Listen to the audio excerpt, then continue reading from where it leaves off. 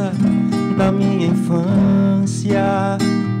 Guardo no peito o desejo de me desprender da saudade. A minha idade me faz sentir um pouco maduro, mas o medo não me deixa descer deste muro, porque o tempo não apaga as lembranças da minha memória e o que já vivi. Eu sou a lua crescente no céu, um passo sem rumo pro infinito. Chuva molhando o chapéu, poesia de um canto bonito. Passado, presente e futuro, olhando o horizonte.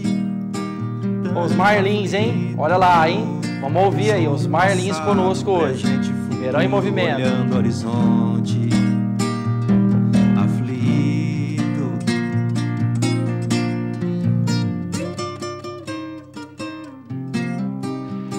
Mais um Ribeirão em Movimento com você. Hoje um tema que eu sei que você está aguardando para iniciar. Mas antes de iniciar esse tema, para jogar essa prosa aí para você participar também, eu venho oferecer para você aqui um golinho da água.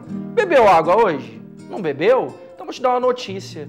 Ribeirão Preto, 34 bairros da nossa cidade estão com o flúor da água abaixo da média. Isso mesmo. O que significa isso para você que está em casa, que bebe essa aguinha da torneira? Você não consegue combater a cárie, exatamente. Seu filho ou sua filha vai ter problema para poder depois ir no dentista. E mais dinheiro público aí para gastar com plano de saúde, com atendimento, que a gente sabe que é ineficaz. Então vai uma dica aí pro prefeito, vamos cumprir sua promessa do ano passado e garantir a nossa aguinha de qualidade, porque como está, não pode ficar. Mas o tema não é esse. O tema hoje é a questão, o que significa o julgamento do Lula no TRF4, na data de ontem. Então nós vamos debater esse tema. Mas antes de começar essa prosa, vou pedir para você muita atenção, dá uma olhadinha nesse vídeo que a gente vai jogar agora para você, para introduzir esse tema que interessa a todos nós. Segue o vídeo aí. Este homem está sendo julgado há mais de 2 anos em 6 diferentes processos. Nunca se negou a prestar nenhum esclarecimento. Mesmo assim, sofreu condução coercitiva, que é quando a pessoa é levada à força para depor. Nunca foi apresentada nenhuma prova de que o apartamento do Guarujá é dele. 73 testemunhas já disseram que ele é inocente. Ele também já teve os sigilos bancário e telefônico quebrados. Sabe quantas contas na Suíça encontraram? Nenhuma. Sabe quantas ligações com ameaças ou combinações de quantias? Nenhuma também. Hoje é o Lula que enfrenta um juiz tido como adversário dele, quando deveria ser somente o juiz do caso. Hoje é o Lula que é apontado nas redes sociais como culpado. Hoje é o Lula que tem a vida devassada, o apartamento revistado e os tablets dos netos levados e devolvidos somente 1 ano depois. Hoje é o Lula que já perdeu a mulher, a paz.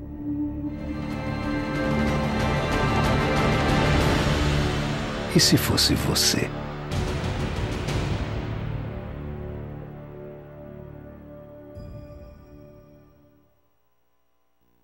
E se fosse você? Essa é a pergunta que nós vamos fazer para você que está nos assistindo. E para isso, contamos aqui, claro, inicialmente a presença do nosso violeiro, é isso mesmo, Osmar? Nosso violeiro Osmar Lins, aqui está o CD, né? Isso mesmo. Obrigado pela sua participação, né? Obrigado, prestigiar esse espaço, que a gente sempre cede para o artista da cidade. E adorei, viu? Particularmente adorei. E nós vamos prosear mais aí, falar da sua agenda de shows, né? Vamos iniciar esse debate, mas obrigado aí pela sua presença. Obrigado você pelo convite, tá certo? Muito obrigado. E também, né, agradecendo aqui a presença para debater esse tema, estamos aqui com o advogado Fernando Tremura, que também é presidente do Partido dos Trabalhadores aqui de Ribeirão Preto. Fernando, muito obrigado pela sua presença. Eu que agradeço a oportunidade, professor Fábio, E é muito importante ter um canal de comunicação onde a gente possa dialogar diretamente com a população. Eu acho que isso é o papel da mídia, né? Acho que isso tem feito muita falta no nosso país. Obrigado, e esse é, na verdade, o objetivo de a gente estar aqui hoje. É um programa que tenta trazer alguns temas que na grande mídia não é abordado. Então, grato aí pela oportunidade de vocês estarem aqui hoje e também contando com a presença do Dr. Alberto Machado, que é professor da Unesp e é promotor recém-aposentado, né? Não está mais na promotoria, mas vai trazer aí algumas explicações também, né, da questão jurídica do caso. Muito obrigado, viu, doutor, estar aqui novamente. E o senhor também, sei, tinha um programa durante 8 anos, né? Também gosta aí de estar trazendo, né, um debate para o público em casa. Obrigado pela sua presença. Eu também agradeço o convite e aproveito a oportunidade para te parabenizar, porque acho que, de fato, o mundo da mídia carece de programas como esse que discutem questões relacionadas à cidadania, à democracia, à vida republicana.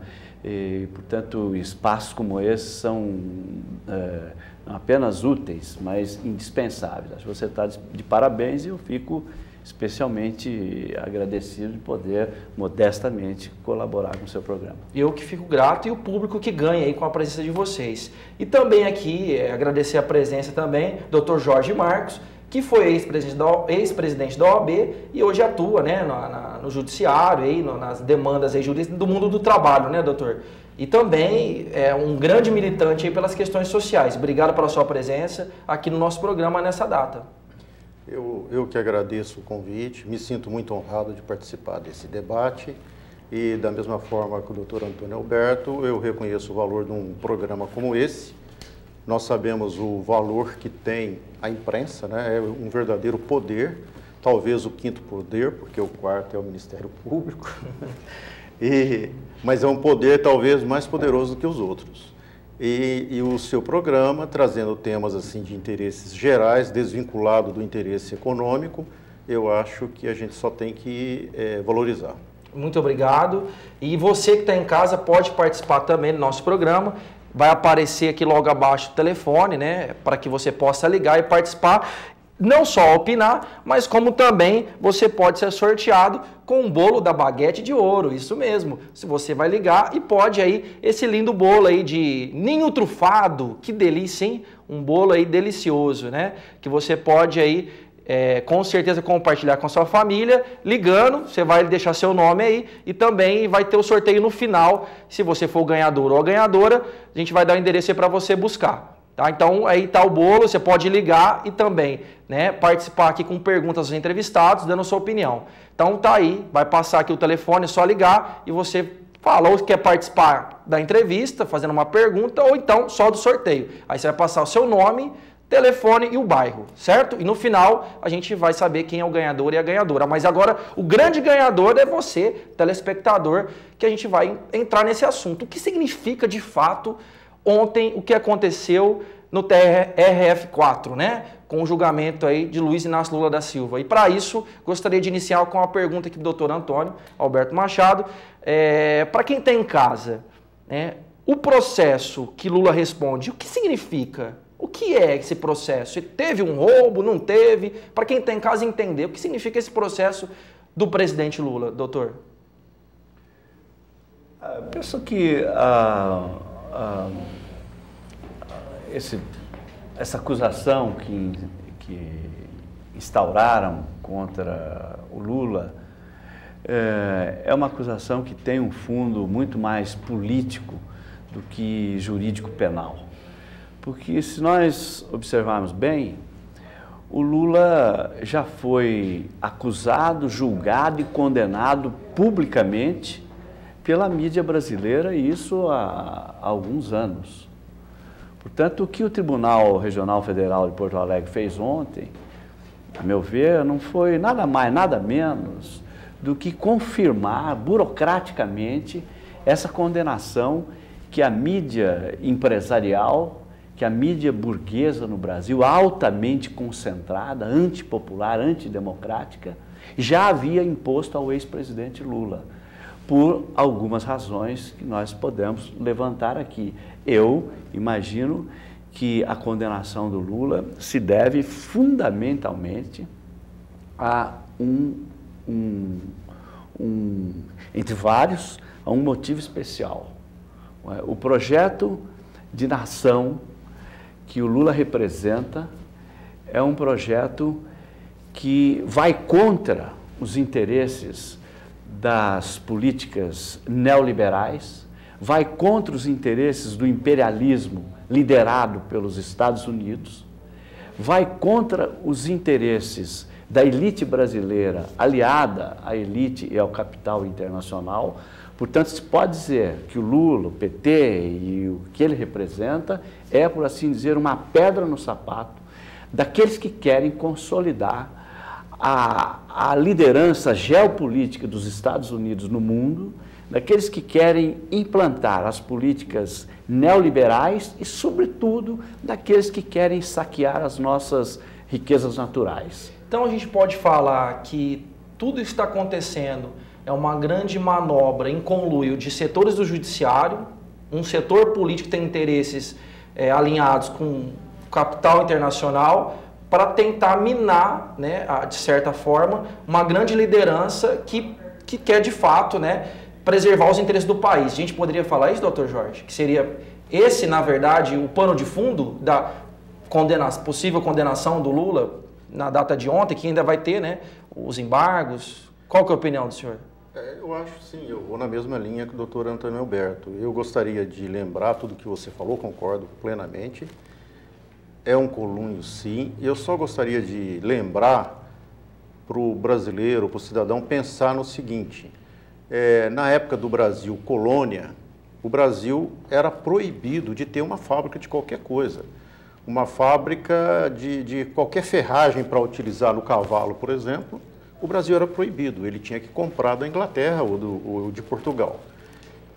E isso impediu todo tipo de desenvolvimento.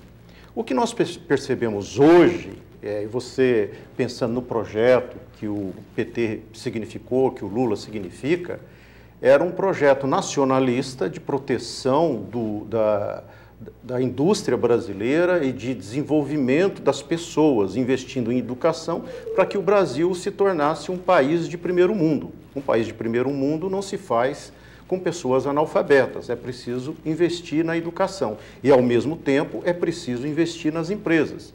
E isso foi feito, o Brasil estava caminhando nessa direção. Além disso, o Brasil estava num processo civilizatório.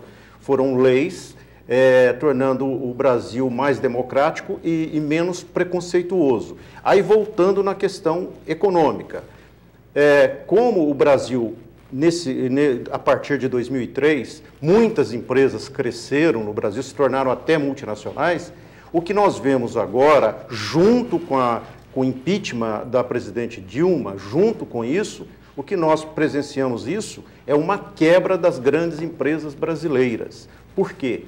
Eu acho que o objetivo da economia internacional, do capitalismo, dos Estados Unidos e das empresas que mandam no mundo é tornar o Brasil apenas um país agrícola.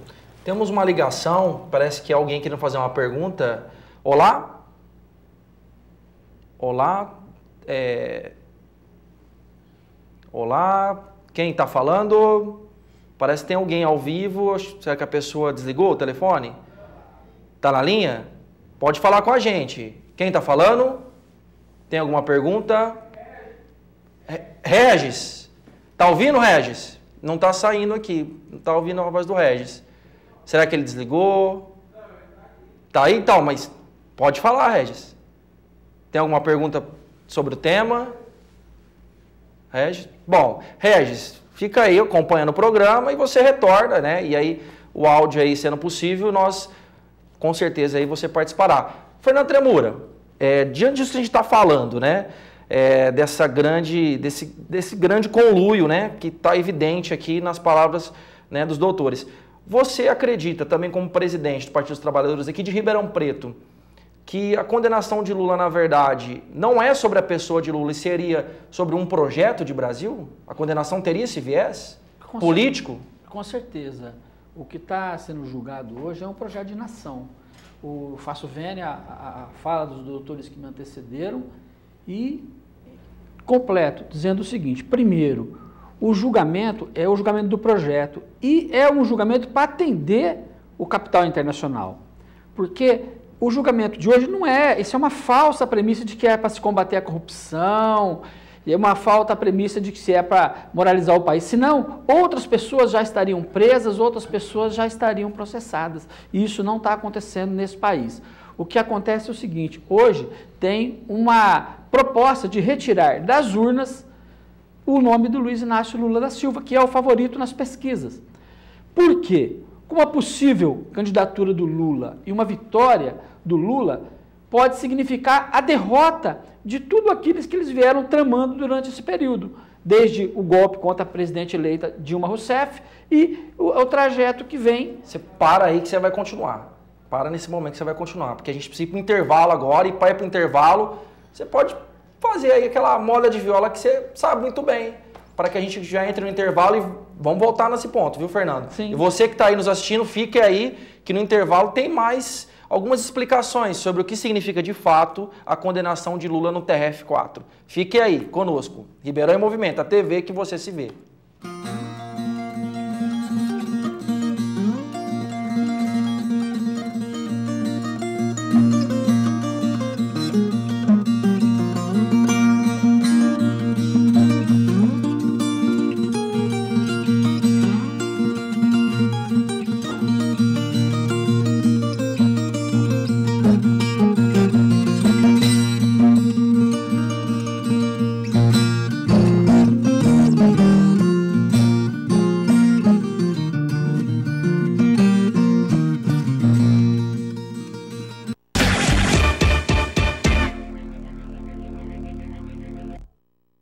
Gente, onde está a moral quando um juiz viola as leis do próprio país? Quando ele posa com políticos suspeitos de corrupção e fere os direitos básicos de um cidadão. Cadê a seriedade? Quando o Ministério Público monta um circo midiático, faz acusações graves sem apresentar nenhum fato. Só por pura convicção. Cadê a coerência? Quando a justiça se nega a aceitar a perícia dos documentos que comprovam a inocência de uma pessoa. Cadê a verdade? Quando a mídia manipula notícias, inventa manchetes e coloca os brasileiros contra o homem que mais fez pela nação. Agora, mesmo depois de tantas ilegalidades, você ainda acredita que Lula é culpado? Eu te pergunto. Cadê a prova contra Lula? Aos idiotas, antipatriotas, vendilhões do templo-nação, digo não. Aos canalhas e a toda tralha que odeia quem trabalha, digo, vês, vesgos, vês, chegará a vossa vez e a vocês restará o lixo da história. Ao juiz, magistrado, pau-mandado, atolado na toga, alugado, te digo, infeliz, meretriz, algoz voraz, tua alma sem paz, tua casa sem calma, tua palma a palmatória, tua fala fina, alegrando a escória, teus dias de triste glória, tudo finda, e ainda tua gala espúria. Aos donos das TVs e dos jornais, aliás, não digo, grito, inimigo, teu castigo com vigor virá e vigorará. A falência, a concordata, o preço da cocaína, a fuga de anunciantes e as empresas claudicantes, mediante e mendicantes, a ruim ruína.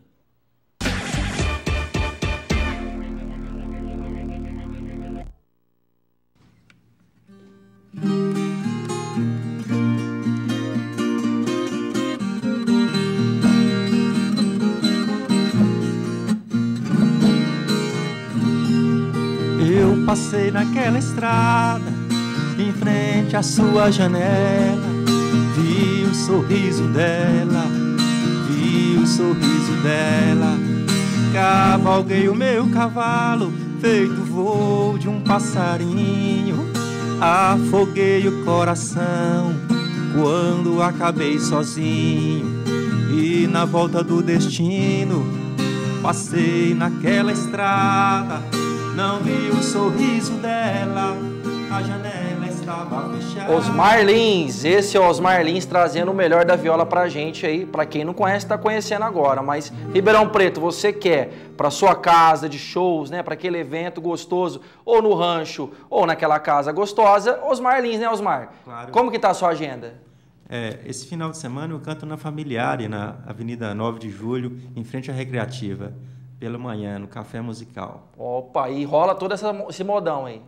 Viola, um pouco de música de MPB, música própria, Almir Sater, Renato Teixeira, enfim, é isso aí. Coisa boa, hein? E você que está nos assistindo pode ligar 21 11 21 33 para participar dessa prosa, ou então também só participar aí do sorteio do bolo de Ninho Trufado, hein? Só ligar aí que você pode estar participando. Nós paramos aqui nessa questão com o Fernando Tremura, né, que é advogado, sobre o que representa de fato, né, o julgamento do Lula. E você estava falando sobre desse projeto que está em xeque. E que tem a ver esse projeto? Qual que é o significado dessa condenação para esse projeto para o povo brasileiro, Fernando? O que acontece é que essa condenação, com a ascensão do presidente Lula, ela vem a colocar em xeque tudo aquilo que foi tramado durante esse período. Então, retirar o Lula da cédula é importante e vital, porque uma possível vitória de Lula pode reverter questões importantes, como, por exemplo, a possível reforma da Previdência, com certeza reverterá a reforma trabalhista, que foi um dos maiores ataques sofridos pela classe trabalhadora, e, enfim, pode também voltar a trazer à tona aquelas políticas públicas de inclusão social que Lula e Dilma marcaram durante todos os seus governos. Então, o que está em discussão não é a questão da corrupção, não é a questão de ter um país melhor, e sim de o judiciário intervir de uma certa forma tão contundente no processo eleitoral, capaz de escolher aqueles que serão os candidatos que estarão na cédula. E aí nós teremos uma eleição indireta, que seria um retrocesso para o nosso país. Porque se o povo não pode ter o seu candidato nas urnas, essa eleição não pode ser considerada direta. Ela pode ser considerada, sim, uma grande fraude. E diante do que você está falando, eu gostaria de perguntar para o doutor Alberto se o que foi decidido ontem, de fato, pode ser, numa outra instância, considerado nulo. É possível, né, ser considerado nulo desde do julgamento do Moro até o julgamento do TRF4, de se anular o processo por várias ilegalidades cometidas durante o processo, doutor? Olha, eu acho que juridicamente é possível. Considero esse processo nulo por várias razões, mas por uma razão especial. A Vara Federal de Curitiba e, portanto, o TRF de Porto Alegre não tem competência para julgar os processos que envolvem a Petrobras. Por quê? Não tem competência porque, segundo súmulas do Supremo, do STJ e da própria Constituição, quem julga os processos referentes em que há interesse das empresas de economia mista, como, por exemplo, a Petrobras, o Banco do Brasil, a Caixa Econômica Federal, são a Justiça dos Estados. Acontece que, às vésperas do chamado Petrolão, o Supremo Tribunal e o STJ mudaram esse entendimento e jogaram esse processo para Curitiba. Portanto, ao mudar esse entendimento para o caso, o Supremo e o STJ escolheram um determinado juiz, e não um juiz constitucional, previamente definido, para julgar os casos da Petrobras. Isso significa violação do princípio do juízo natural. Isso significa adoção do juízo ad hoc. Isso significa adoção do juízo de exceção. Portanto, em termos jurídicos, se prevalecer o princípio da legalidade, esse processo precisava ser anulado, sobretudo por isto. Agora, se você me perguntar se eu acredito que isso acontecerá nas instâncias superiores, no STJ e no STF, eu sou obrigado a dizer a você, para ser honesto com você, com o seu telespectador e comigo, sim, eu sou obrigado a dizer que eu tenho um grande pessimismo quanto a essa possibilidade. E faço questão de fazer uma ressalva. Eu não diria que há aí um conluio do judiciário. O que há é que nós temos um judiciário conservador, um judiciário reacionário, um judiciário comprometido com a manutenção da ordem vigente e, portanto, um sistema judiciário altamente alérgico aos programas, aos projetos e aos políticos que têm um propósito de mudança. É assim historicamente. A lei, juízes e tribunais foram feitos para manter a ordem. Quando você tem um projeto político que pretende mudar a ordem, promover as inclusões sociais, promover mais igualdade, mais justiça... Transformação social, de fato. Transformação real. As instituições reacionárias e conservadoras, naturalmente, sem que elas sejam subornadas, eu não penso em suborno, elas naturalmente reagirão contra esse tipo de projeto progressista, transformador. É da natureza dos tribunais, da lei e dos aplicadores da lei. Portanto, eu nutro uma esperança bem modesta com relação à possibilidade de o judiciário, nas instâncias superiores, reverter este julgamento, porque o judiciário brasileiro e o judiciário, de um modo geral, no mundo todo, é naturalmente conservador e reacionário, portanto, avesso às propostas, aos projetos, aos partidos e aos políticos que têm compromisso com a mudança, a transformação social, a inclusão dos pobres. Em todos os lugares na América Latina, onde os governos governaram, incluindo os pobres, eles se deram mal. A gente tem vários exemplos, né? Desde a Bolívia, Equador. A gente pode falar até que existe um movimento na América do... Porque se a gente pegar a história recente do país, tivemos um golpe em 64 e esse golpe também acabou influenciando toda, né, a América do Sul, né, de certa forma, a Operação Condor. E hoje a gente pode falar que está tendo um refinamento desse golpe, até... O presidente Lula deu um depoimento nesse sentido, que não precisa mais de canhão, de bazuca, de militares para dar o golpe. O golpe hoje a gente pode dizer que está refinado com o judiciário, com o que está acontecendo, não só no Brasil, mas em toda a América Latina? Poderíamos afirmar dessa forma? Eu acho que sim. Esses golpes de Estado, como ocorreram, por exemplo, no Uruguai, derrubando o presidente Fernando Lugo, e em Honduras, derrubando o presidente Manuel Zelaya, foram golpes dados nos termos da lei, com respaldo do judiciário, fazendo uma interpretação conservadora, reacionária e antidemocrática da lei. Sim. Você vê que lá em Honduras, o Manuel Zelaya não era nenhum presidente de esquerda. Ele era um liberal, ele era um fazendeiro. Só que ele se meteu a fazer um programa que incluía os pobres e que contrariava as políticas neoliberais. Quando ele fez isso, ele caiu e foi derrubado pelo judiciário. A gente pode falar do João Goulart também, aqui também, que não era considerado de esquerda, né? Mesmo. E acusavam ele até, não que seja acusação, mas de ser comunista. Né? Há muitos exemplos na América Latina. E aí, com a participação do aparato burocrático, judicial e repressivo. Sim. A serviço desse projeto para poucos. A serviço para manter o projeto conservador, porque essas instituições são naturalmente conservadoras. Agora, só para quem tem em casa entender, viu, doutor Jorge, você pode ajudar, eu acredito. Quando a gente fala em ordem, a dona de casa, às vezes a pessoa, né, do dia a dia que não está acostumado com a linguagem jurídica, pensa que é a ordem que é o correto. Que ordem que é essa? Na verdade, a gente está falando de ordem aqui, é a ordem de quem manda no país. Então, não é a ordem de as coisas estarem ordenadas de forma correta, como todos nós queremos, de forma honesta. Não é esse tipo de ordem. É a ordem de quem manda no país, quem dá dita as regras do jogo. E quando essa ordem ela é alterada, né, que começa a dar mais poder para aqueles que vêm de baixo, as coisas começam a ficar, né, um pouco mais repressivas para esses. E, doutor Jorge, até para complementar, é isso que nós estamos vivendo hoje no Brasil, de certa forma? Eu acho que sim, como disse o doutor Antônio Alberto. Na verdade, todo mundo percebe isso, é evidente, né? Qualquer criança percebe isso. A sociedade ela tem uma organização e ela tem uma hierarquia. Ela tem as classes sociais e ela tem todas as divisões. E o processo político, que a gente sabe em todas as eleições, o que acontece?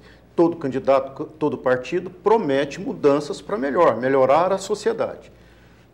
A maioria dos políticos, da maioria dos partidos, na verdade falam que vão mudar, mas não mudam nada. Apenas fazem promessas de melhorias aqui e ali, sem mexer na estrutura, sem alterar nada na sociedade. Agora, quando você tem um partido, um projeto que vai mexer nas estruturas de poder, ou seja, que vai mexer na hierarquia social, na hierarquia entre as classes sociais, que vai, por exemplo, uma classe, como aconteceu nos governos do presidente Lula, 40 milhões de pessoas deixaram de ser classe pobre e passaram para a classe média. E aí o aeroporto ficou lotado de gente. Isso tudo mexe com a sociedade e mexe com os medos de quem é elite. Seja, enfim, a elite do país, tanto a elite estatal quanto os ricos, eles não gostam dessas mudanças. Uma outra coisa que eu chamo a atenção é que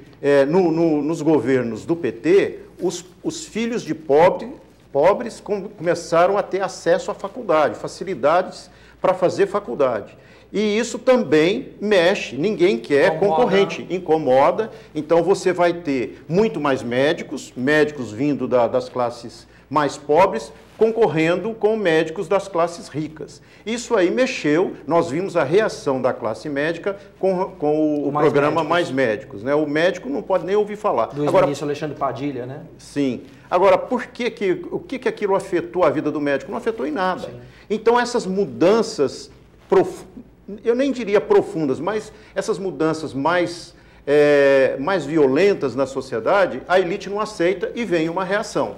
E, ao mesmo tempo, nós temos aí uma mídia altamente concentrada na mão de poucas famílias, nós temos uma Rede Globo, a gente não pode deixar de dizer, que concentra muito poder, e aí manipula as informações, dão as informações de maneira truncada, seleciona as informações e consegue manipular a opinião pública. E eu só quero pontuar que o Lula não está sendo processado por causa de eventual corrupção. Não é nada disso. Se fosse assim, os outros, olha, veja bem, o triplex vale quanto?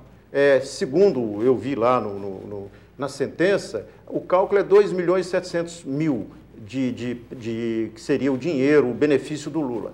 Nós temos aí o presidente da República ia receber, o Michel Temer, ia receber 500 mil por semana durante 20 anos.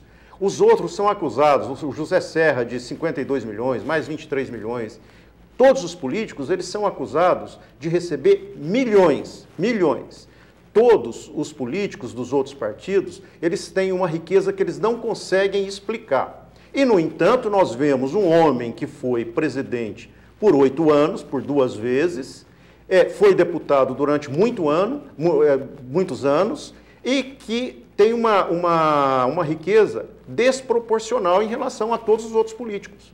Então, os bens que ele tem são perfeitamente compatíveis com o fato dele ter sido 2 vezes presidente e deputado. Agora, os outros não, eles têm riqueza incompatíveis. Os outros estão soltos, não tem processo, não tem nada. Enquanto o Lula sofre o processo. Então, ele não está sendo processado por eventual corrupção. Esse negócio de combate à corrupção é um engano, é um engodo. A corrupção continua bem protegida lá no Palácio do Planalto, firme, forte e firme. Então, o cidadão brasileiro, aquele que acredita nisso, na minha opinião, ele está sendo completamente enganado. Não tem combate à corrupção. É isso mesmo, Fernando, que você percebe? Qual que você como militante do Partido dos Trabalhadores, é isso que está em risco de fato? E a população entendeu isso? Está entendendo? Sim, eu queria dialogar diretamente com os telespectadores que estão aqui em casa, as donas de casa, os trabalhadores, enfim, com todos que estão aqui nos assistindo, e pegar um pouquinho até o slogan do nosso diálogo, se fosse com você. Veja bem, nós não defendemos que o presidente Lula tenha um rito processual que seja favorável a ele. O que nós somos contra é que exista um rito processual especialmente para o presidente Lula. Que exista um prazo processual especialmente para ele. Que ele venha a ser condenado sem que se apresente nenhuma prova. E isso amanhã pode acontecer com você que está aí nos assistindo. E pode acontecer aqui na nossa cidade. Amanhã pode haver uma intervenção do judiciário, por exemplo, que possa interferir no resultado eleitoral, numa disputa de uma prefeitura. Pode vir aqui a justiça, utilizar a justiça, como já se utilizou agora para tentar inviabilizar o presidente Lula, pode-se tentar utilizar a mesma justiça para inviabilizar outras candidaturas de outros partidos. Então, nós não defendemos nenhum privilégio para nós. O que nós defendemos é que uma justiça tem que ser justa, igual para todos, Quem já acessou a justiça, quem já acessou a justiça do trabalho, a justiça federal, a justiça comum, sabe o quanto demora um processo. O processo do presidente Lula é recorde. Foi criado um sistema, uma fila única para que ele pudesse transitar e julgado fora do nosso usual do nosso judiciário.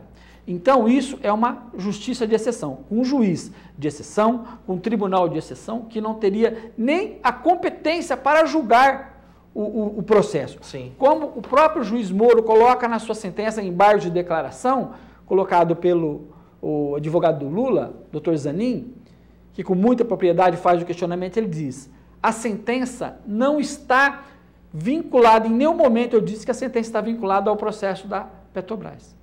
Quando se não tem o vínculo com a Petrobras, e se ele está julgando o processo exatamente por estar julgando o processo da Operação Lava Jato, ela sai, ele deixa de ser o juiz. Ele mesmo diz, não é o advogado do Lula que diz, ele diz que não tem nada a ver com aquilo. Então, a partir daí, já está claro, né, que ele não era juiz totalmente parcial nessa questão. Vamos voltar mais nesse assunto, e você não saia daí, porque para ir para o intervalo, aquela modinha de viola que todo mundo gosta também. Vamos lá, Osmar? Ando devagar, porque já tive pressa, e levo esse sorriso, porque já chorei demais. Hoje me sinto mais forte, mais feliz, quem sabe, só levo a certeza de que muito pouco sei, ou nada sei. Conhecer as manhas e as manhãs, o sabor das massas e das maçãs.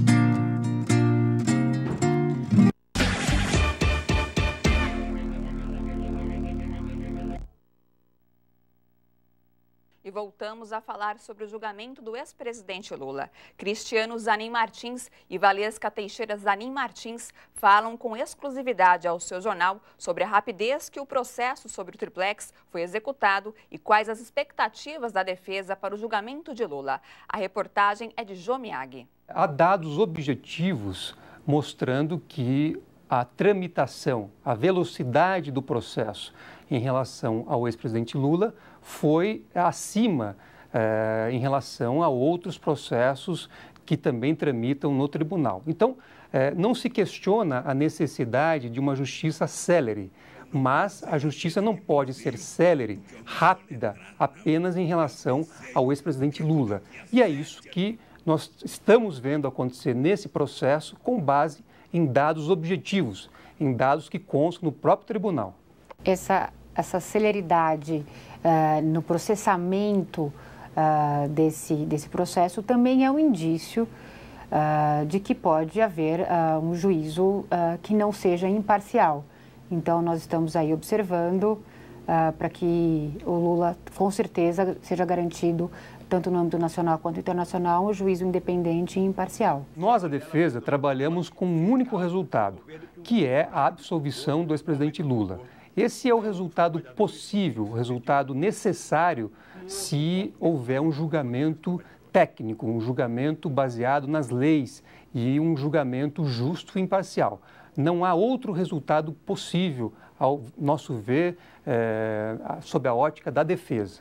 Então, nós não cogitamos de manutenção da condenação e tampouco de qualquer outra medida que pudesse vir a ser tomada. De entrar na faculdade. Não foi fácil, mas eu consegui e agora eu tenho uma oportunidade. Nada nunca foi fácil para mim. Eu estudei em escola pública, fui criado pela minha mãe, nunca tive pai, nunca tive nada. Minha mãe mal sabe ler, mas confia em Deus e em mim. E eu vou realizar os seus sonhos, custe o que custar.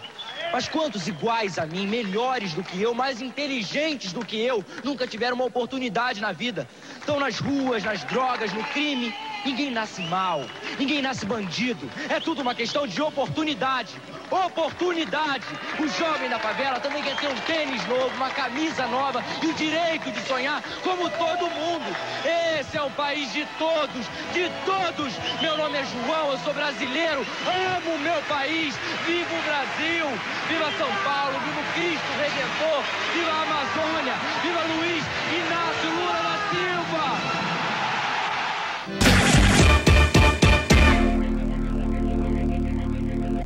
Conhecer as manhas e as manhãs, o sabor das massas e das maçãs.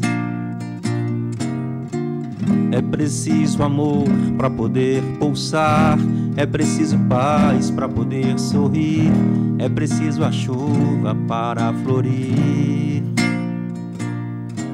Todo mundo ama um dia, e você aí no Ribeirão em movimento, fazendo a sua história. E assim vai caminhando, hein, Osmar? É assim que caminha a humanidade. Para quem quer contratar o Osmar para ouvir esse som que a gente está ouvindo aqui, como que faz? 16 9382 1870. 16 99382 1870. Também pelo WhatsApp, esse número. Opa, tem pelo WhatsApp. E nas redes sociais, tem alguma... Osmar Lins. Osmar Lins. Facebook, YouTube. Lá acha Osmar Lins. É isso aí. Muito obrigado, viu, Osmar? Obrigado eu. Nós temos, parece que uma ligação. Não, 2011-2133. Você pode ligar para participar, como também para poder, né, ser sorteado ou sorteada aquele lindo bolinho de ninho trufado. Você gosta? Eu gosto, hein? E não é pouco, não. Então, liga aí, aproveita, estamos já encerrando. Vamos já caminhando para o final, encerrando nosso programa. Então, você que não participou, quiser participar, só ligar para também dar a sua opinião ou participar do sorteio do bolo. Fernando Tremura, estamos já encerrando, né? Já estou agradecendo aqui a participação de vocês. PT, tem plano A, B, C ou é o plano L de Lula? Nosso plano A é Lula, nosso plano B é Lula, nosso plano C é Lula. Porque nós entendemos que o presidente Lula tem que ser julgado pelo povo. O único tribunal independente capaz de aferir o presidente Lula chama-se povo. E o povo tem que ter a oportunidade de julgar Lula nas urnas. Esse é o grande medo. E aí, eu quero, desde já encerrando aqui a minha fala, destacar a importância desse programa.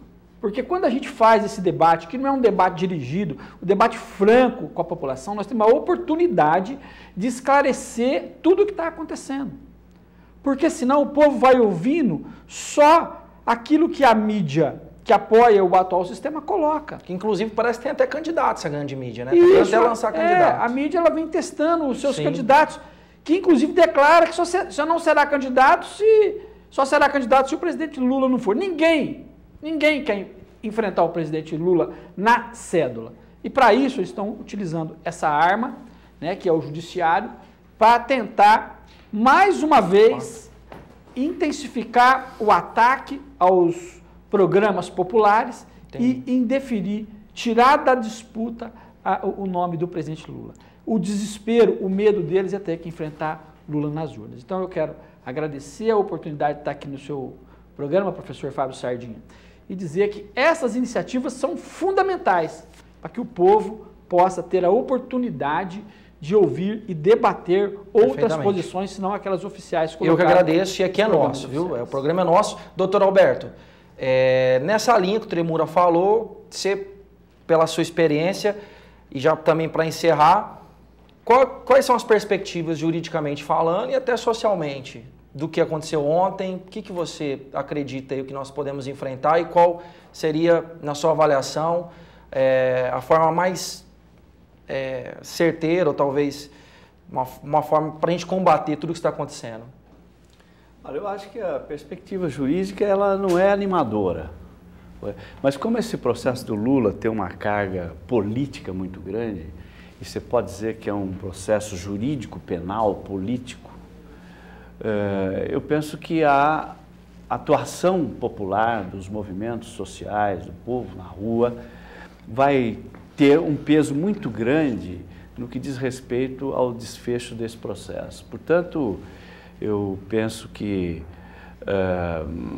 para que haja alguma legitimidade ainda, para que prevaleça alguma legitimidade no processo do Lula, eu acho importante que a pressão popular continue atuando para botar esse processo nos trilhos da lei, interromper o golpe e termos uma eleição limpa com o candidato Lula da Silva concorrendo livremente.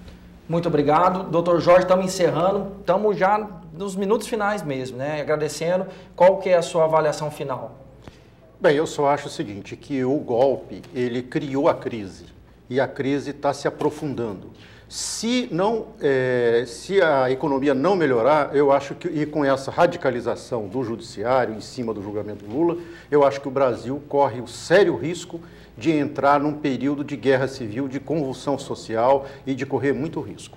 É isso que eu acho. Agradeço a participação de vocês, o programa é nosso. E lembrando que nós prometemos e cumprimos, né? Vamos aí fazer o sorteio aqui. Alguém quer pegar aqui?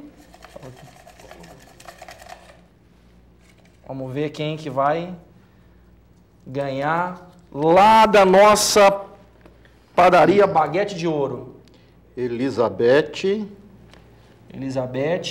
Todaglia. Todaglia, isso. Vamos falar só o final do telefone. Tá. Final é? 9541. Mora no? Centro. E ela tem 80 anos de idade? Sim, muito 80 obrigado, anos. Hein? É aqui, Dona Elizabeth, né, que é a ganhadora aí do nosso bolo lá da Baguete de Ouro, hein? Bolo de leite ninho. Parabéns, viu, Dona Elizabeth, por participar do nosso programa. E é uma grande honra ter a senhora como telespectadora aí do nosso programa. E vamos encerrar com os Marlins. E você não saia daí, porque no final tem a TV APOESP com a nossa presidenta Bebel, passando as últimas informações para quem é professor e professora. E eu vi lá que tem um balanço desse último ano aí, das principais lutas da APOESP. Fique com a gente, um grande abraço e luta que continua. Com os Marlins aí encerrando nosso programa. Até mais. Muito obrigado pela oportunidade, viu, professor? É que a viola fala alto no meu peito humano, que toda moda é um remédio pros meus desenganos. É que a viola fala alto no meu peito humano, que toda mágoa é um mistério fora deste plano.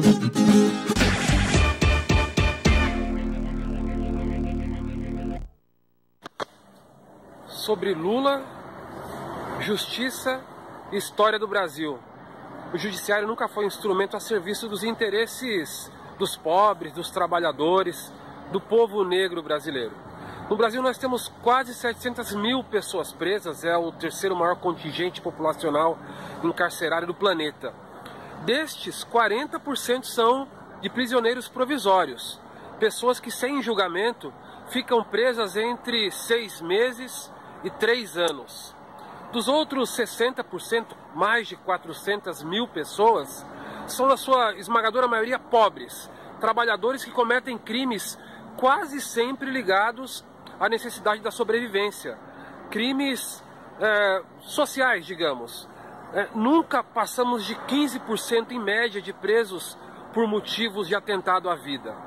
A justiça brasileira sempre foi um instrumento de defesa dos interesses da burguesia, dos ricos, da elite escravocrata brasileira. E o que fazem com Lula é a reafirmação disso. Nós não podemos concordar com um julgamento que aprisiona uma pessoa não pelo que ela fez, mas pelo que ela representa. Assim tem sido com os negros historicamente.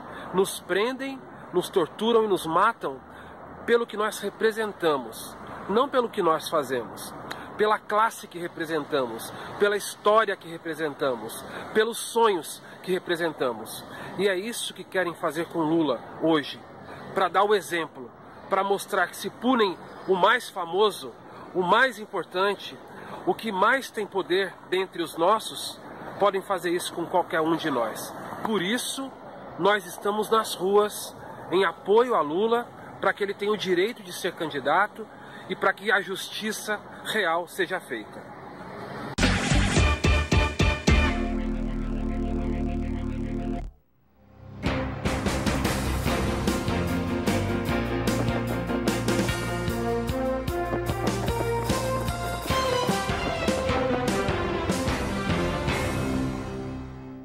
A professora Bebel, desde que assumiu a presidência da APEUESP, tem como uma das marcas de sua gestão o fortalecimento da entidade no interior do estado de São Paulo. Em 2017 não foi diferente. Em todas as regiões, a presença atuante da APEUESP e sua diretoria tem contribuído para a mobilização da categoria na luta por seus direitos e por uma educação pública de qualidade para todos.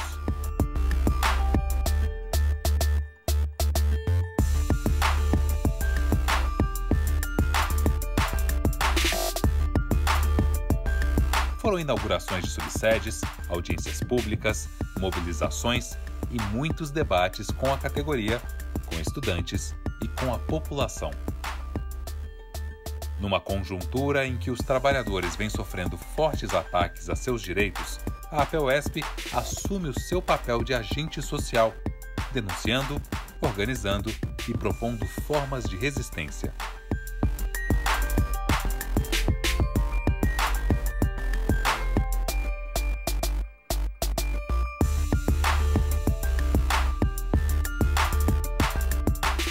E responder com veemência, na minha concepção, é sobretudo,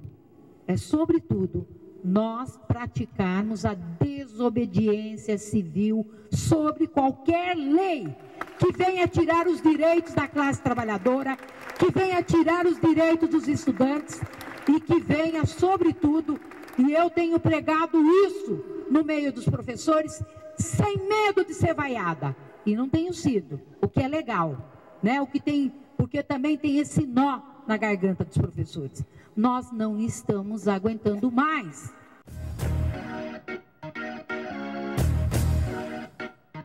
E aqui no estado de São Paulo não se cumpre sequer o piso salarial profissional nacional. Isso é uma vergonha.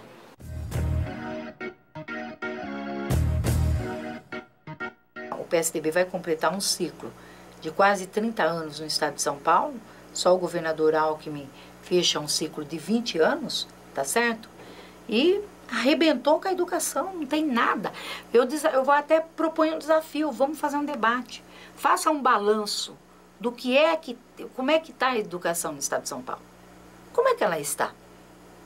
E eu vou dizer para o senhor, não avançou nada, atrasou. Quando você deixa de investir em escola, lá no futuro, ou já está investindo em presídio. E todos pagam impostos, portanto, todos têm direito a uma escola pública de qualidade.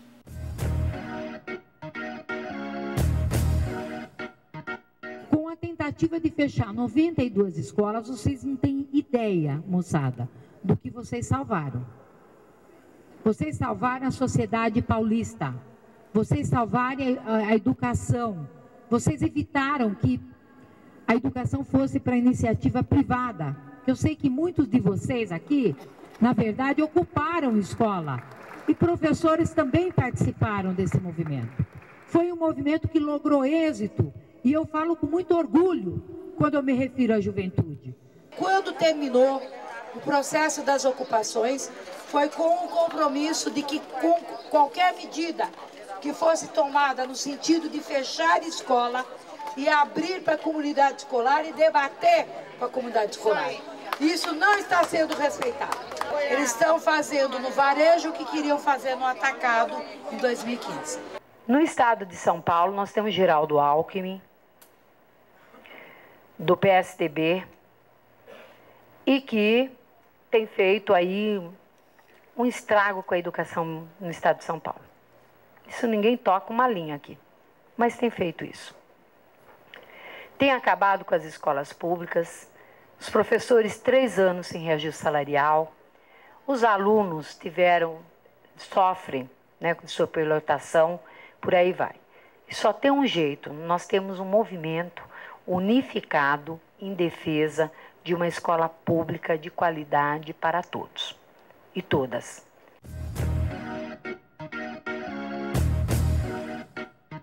Essa coisa do escola sem partido, ele vai na contramão quando o Lalo diz, olha, nós temos que dizer que tipo de escola nós queremos. Essa é uma verdade. Porque se nós jogamos as bandeiras e não apresentamos, somos contra e não apresentamos nada no lugar, eu acho que aí a gente fica frágil. Mas a gente vai com força e diz, não, escola sem partido, mas gestão democrática nas escolas. Da radical, aquela que leva os pais, os alunos, os funcionários a debater a proposta político-pedagógica, até porque a escola sem partido passa por cima desse preceito que é, primeiro, constitucional, que é a gestão democrática. E é na lei infraconstitucional, que é a Lei de Diretrizes e Bases da Educação Nacional, que garante que as escolas vão construir de forma democrática o projeto político pedagógico das escolas.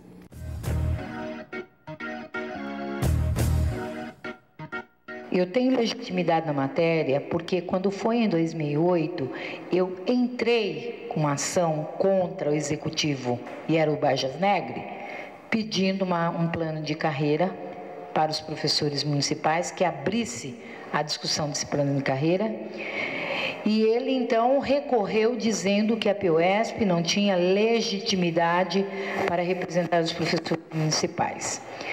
O TJ de São Paulo disse não só tem legitimidade, como também imputou uma multa ao executivo da época, não sei se 100 salários, uma coisa assim, para até que ele abrisse a discussão do plano de carreira. Então essa luta, ela não é agora da PUESP, a PUESP não está lutando agora, a PUESP está lutando há muito tempo. E tem a questão do categoria O, porque eu consegui convencer a Secretaria da Educação a pegar um parecer nosso, eu tive que mediar. Quem é O aqui? Tem categoria O? Tive que mediar. Que de mediação é essa? Ué, 180 dias, 40 dias não é melhor que 180 dias? É melhor. Seria melhor nada? Sim, eu acho que sim. Melhor nenhum. Mas os 40 dias, por que a gente trabalha com isso? Nós já conseguimos uma ação civil pública que é para ter direito a férias, para ter direito a quinquênio, para ter direito à sexta parte. Não faz sentido para o governador ter nada.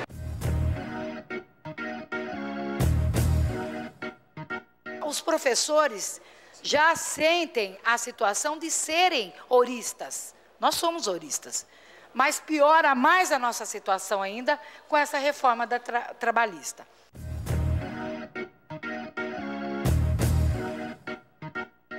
Eu quero dizer que vocês não terão futuro com essa Previdência. Porque se nós vamos ficar mais tempo nos postos de trabalho, vocês não terão postos de trabalho no futuro.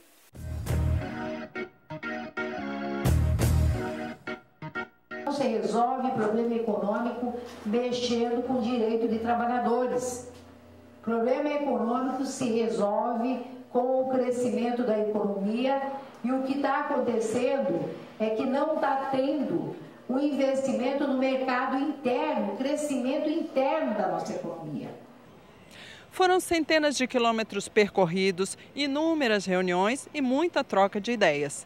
Também foram abordados temas como racismo, questão de gênero, violência nas escolas, democracia e formas de organização.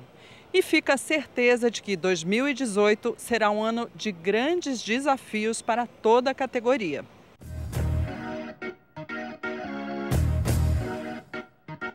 Então a gente tem que trabalhar de duas formas, com a justiça e na rua.